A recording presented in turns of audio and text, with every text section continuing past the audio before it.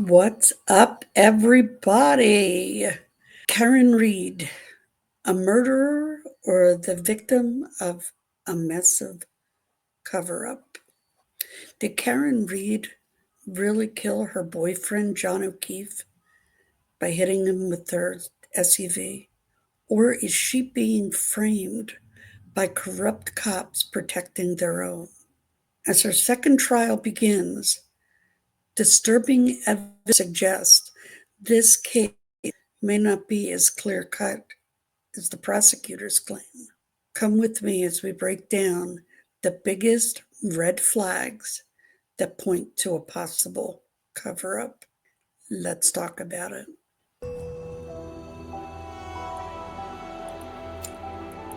The truth is buried. Grab a shovel and let's start digging.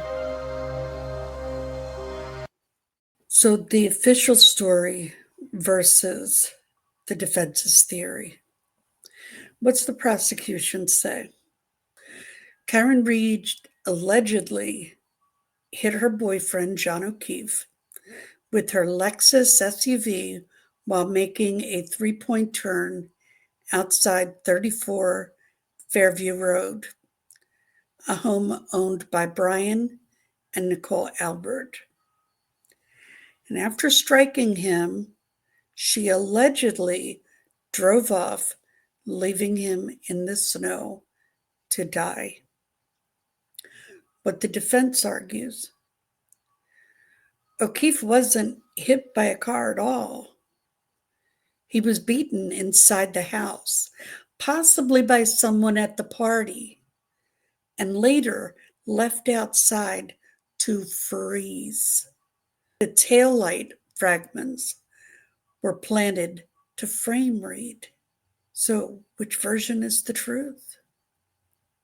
Let's look at the evidence. The taillight controversy. Planted evidence? Let's start with red flag number 1. The taillight fragments were discovered late. Investigators initially did not find any taillight pieces at the scene, but lo and behold, days later, police miraculously discovered broken red Lexus taillight pieces. The defense suggests these were planted. Okay, I've been getting requests for the taillights to be on and side by side. Here it is. I mean, there is a big difference. There's no mistaking.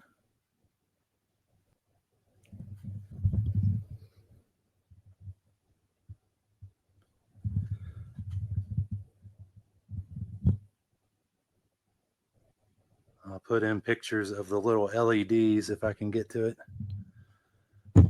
When I put this up, this is just a quick video to support the hit and run narrative. Red flag number 2.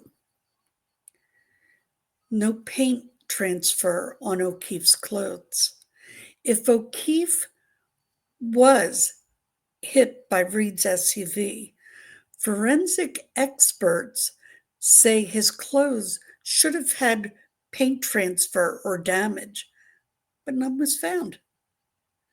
Instead, his injuries looked more like a beating, not a car accident. Could this be the smoking gun that proves Reed was framed? Let's talk about the house party and police connections. So, red flag number 3, a house full of cops. The house where O'Keefe was last seen belonged to Brian Albert, as we said, a former Boston police officer.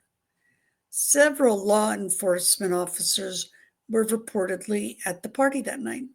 Red flag number 4, were they covering for someone? If something violent happened inside the house, who would be responsible?